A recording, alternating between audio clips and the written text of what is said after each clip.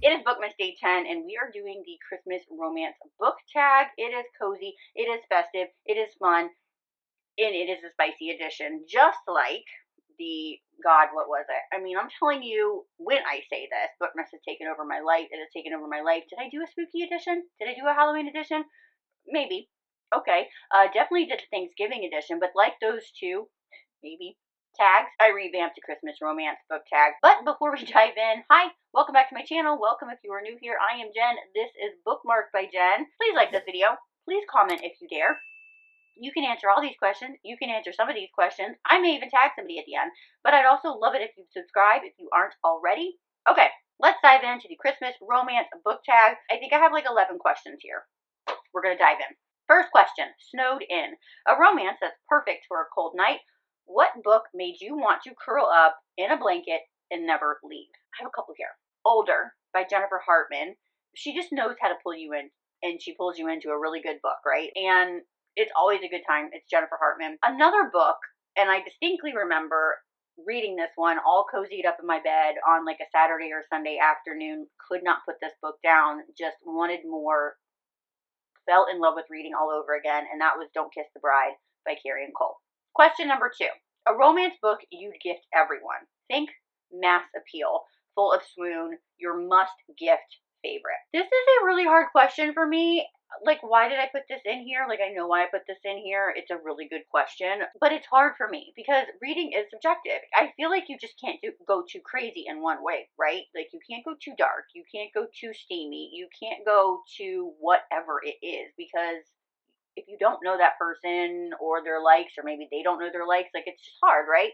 Maybe I'm overanalyzing it. I don't know. Like, you don't know their triggers. Do they know their triggers? So you're unaware of these things, and so you kind of have to keep it safe, right? So that being said, I may go with something like People We Meet on Vacation by Emily Henry. One of my favorite recs to give for like a toe dipper romance would be Archer's Voice. If you want a little bit more oomph, then I go with Birthday Girl. Those are two of my favorite to recommend, and those can help you kind of gauge where someone's at in their reading journey if you don't already know or they don't already know. Moving on to question number 3, Tinsel and Tropes. A holiday romance with your favorite trope. I have quite a few favorite tropes, but they are like a bigger subgenre, like forbidden or age gap. Give me an age gap any day. But I love It's Always Been You trope. There are some really fun ways that we can play with an Always Been You trope, and I've really been enjoying, and it's been a surprise to me this year, second chance romances. They don't really hit for me normally, or they're like a hit or miss for me, but I've read several second chance romances this year, and I have really enjoyed them. So I have 2 here. I'm looking forward to See Our Janes Marry Me, because there is a second chance romance trope in that.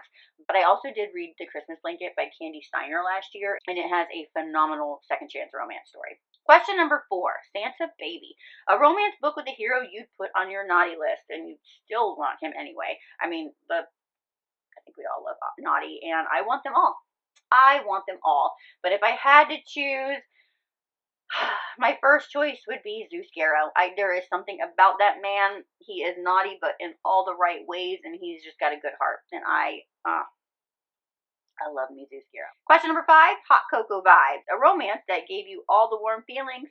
Bonus if you sobbed happily in the end. The Love Song Duet by L.M. Halloran. I read that this year, and it blew me away. Like, what an amazing duet. You feel for these characters. You root for them, even when they're doing shit that you know they should not be doing, and it irks you. Like, you're cheering them on. You want them to succeed, and L.M. Halloran really got me. Now, those were the first books that I've ever read by that author. I am definitely planning on reading some of her backlist in 2026.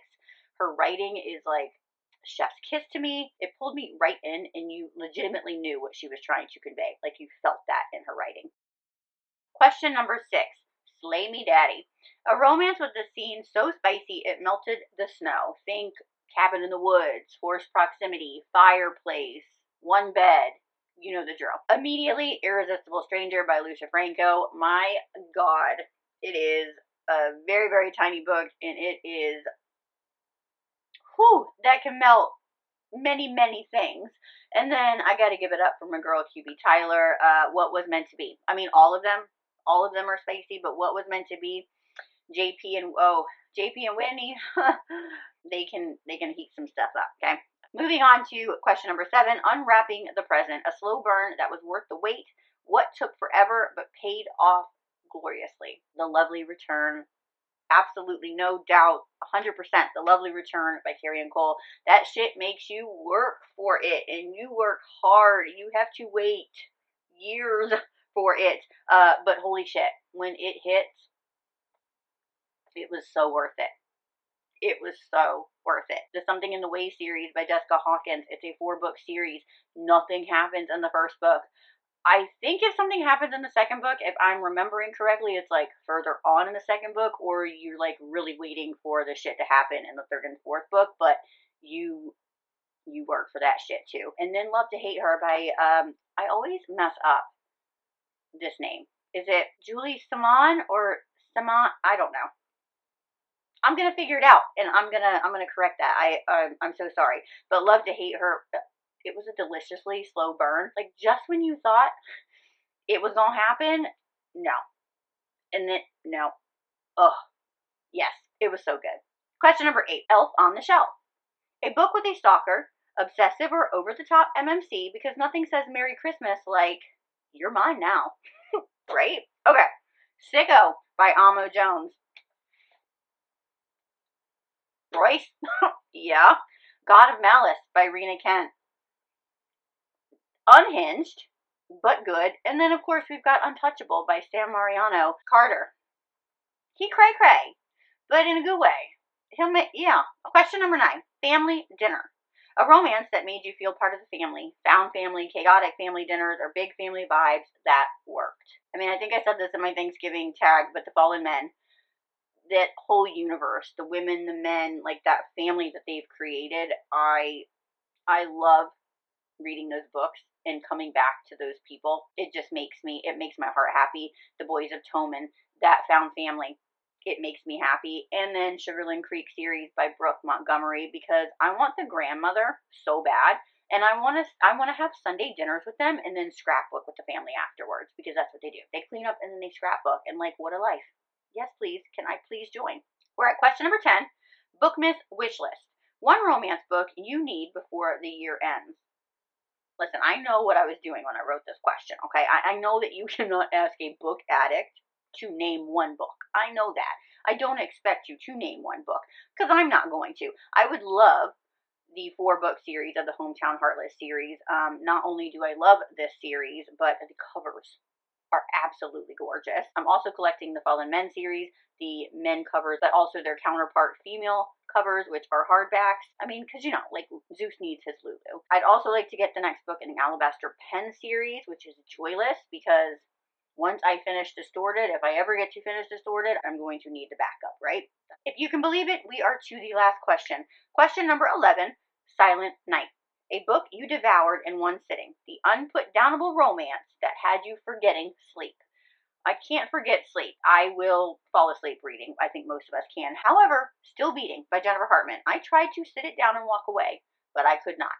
I kept coming back every single time. I was also like that, funnily enough, with People We Meet on Vacation. It just caught me on a good day.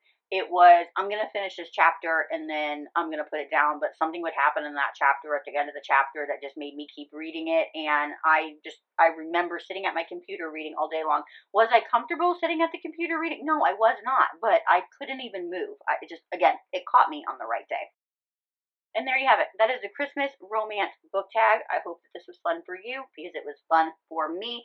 If you do this tag, please let me know so that I can go watch it. If you want to answer the questions, or a couple questions, or all of the questions in the comments, I will read them, and I will probably be jotting down some of those books and put them on that never-ending TBR list. Even though I could curse you, I thank you for it all the same. Okay, I did say I was going to tag somebody, and I'm going to tag my friend Amber from Amber Reads Romance to do this tag, because I told her after the Thanksgiving book tag, I believe that I was going to tag her in this one. So there you go. Amber, I can't wait to see what your answers are. That is going to be it. I will see you tomorrow for Bookmas Day number, what are we on? Is it 11?